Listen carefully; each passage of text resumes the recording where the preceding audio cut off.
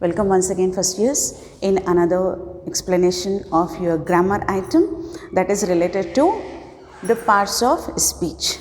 I know many of the students have a feeling like parts of speech are a little bit tricky. But if you understand the concept properly and while identifying the parts of speech, just to do one thing as a tip from my side, I am giving it to you. Do one thing like translate the sentence in your own mother tongue. So then you can understand what the actual parts of speech that particular sentence is showing and which is the underlined one which you have to identify. Okay. So here is that in parts of speech I'll explain to you right now in this class. 3 of them which are more important. The first one is noun. Noun actually is a name of, denotes the name of a person, place, animal or thing. Okay, then language, bird, insect, creature, day, month, river, hill, mountain, branch of knowledge, quality, idea, etc. It shows that everything in the world has a name and that name is known as noun. It is not only, it denotes the name of not only a person, it is about a place, about animal, about thing, about the language, everything.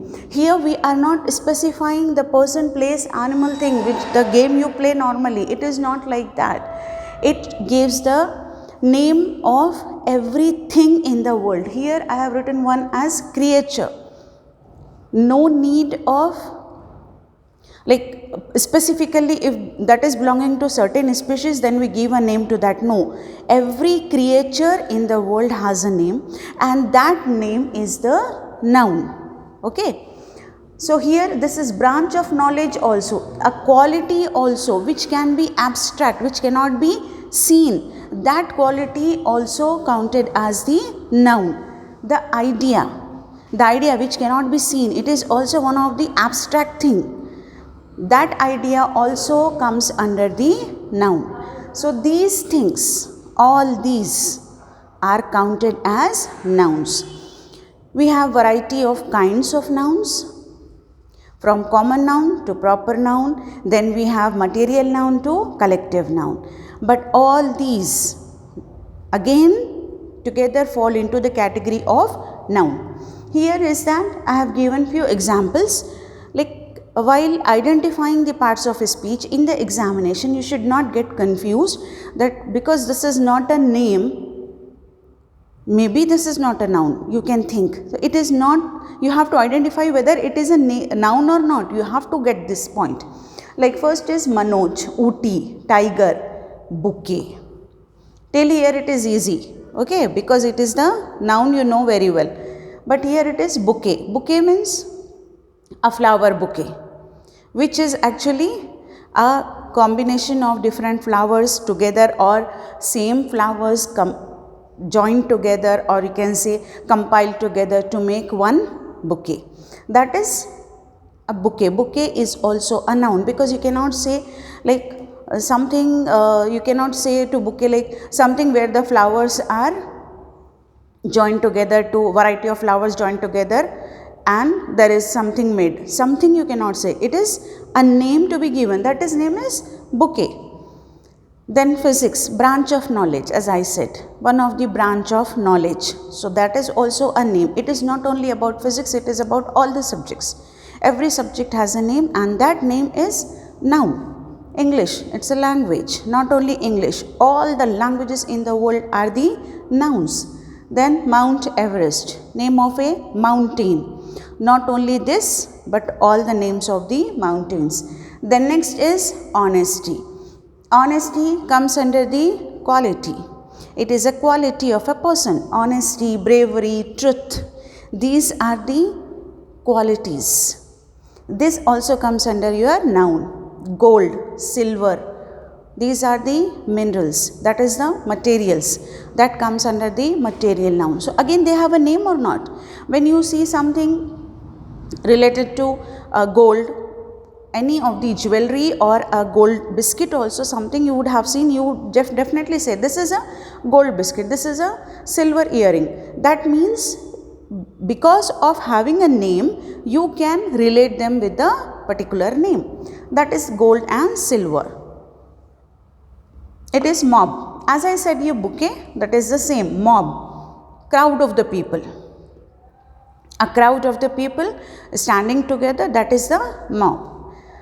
Again, we cannot say more people are standing together. You can give one name to that, and that name is the mob. And this is the collective noun. But again, noun. Team. Team of players. 2 also can make a team. 4 also can make a team. 12 also can make a team. So that is, like, we cannot say, even if you are saying group of people, that also comes under the word group, comes under the noun, because you are naming, you are giving a certain name to that particular idea or particular thing, that known as noun. Death, life and death, both are nouns. Next is disease. Name of a disease, any name of a disease, or disease itself counted as the noun. This, you can say that I don't know what disease he is suffering from. That disease, particular word, is a noun. And if you want to specify, okay, he is suffering from malaria. Malaria again itself is a noun. Taste. Sour, bitter, sweet, salty, all the taste are there. So these taste, again the names of the taste are there. That again comes under your noun. Happiness, sadness, joy, sorrow, all, because you give one name to that. You showed that this particular celebration gives the happiness, okay, giving certain thing to the person, that is again you are naming that, that is the noun. Worship, I worship God, I worship my parents. Then again you are dedicating that particular word to a certain person. Then you are showing your you are showing your quality, you are showing that idea of worshipping. That again comes under the noun, because you are giving a name to your emotion. Name to the emotion also comes under your noun. All the emotions, from love to hate to jealousy, everything comes under your noun, because all the emotions have a name, and all the names again fall into the category of noun. So it is a vast sphere. You have to understand this, and you have to realize that where the noun is. You have to get the point into your mind that this particular sentence has this word as a noun. Okay. Don't only think the names, many things are there. Names plus emotions plus groups plus you have these materials, all comes together into your noun. Now next we will move on to pronouns. In pronouns, it is used instead of a noun. Okay. So this is used instead of a noun or noun phrase. That means when we can't use the name, or sometimes it happens that in a particular sentence we cannot use the name continuously. So for that purpose, what do we need? We need to use something else. That something else is the pronoun. Like examples: I, we, you, he, she, it, me, us, mine, myself, our, ours. These are pronouns instead of the names. We are not saying that I am not saying my name, I am saying I. That is a pronoun. Yours. This yours is that pronoun which is used in the letter at the end. Yours faithfully, yours truly, yours sincerely. This is that yours. where there is no need of apostrophe. Okay, so remember this one. Yourself, there, this there, THEIR. Them, they also, THEY, they. Theirs, her, him, herself, itself, themselves, this, that, these, those, all come under the pronouns. No one, nobody, all, a few, nothing. Then instead of taking a particular name, you are using that word nothing. Okay, so that is actually a pronoun. Some, who, all these are your relative pronouns.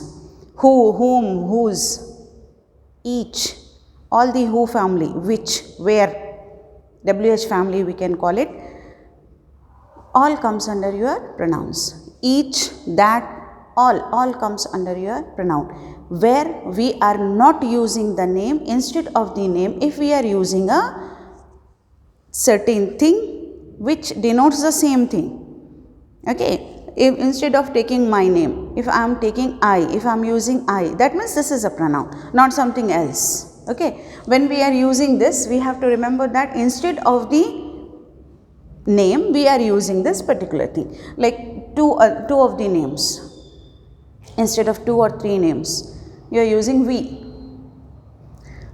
All, you can say all the first years.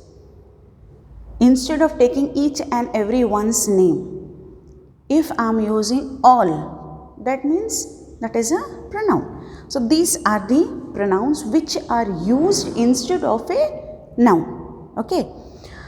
Now next is the adjectives. These three are very commonly used, and normally this is the you can say most important ones.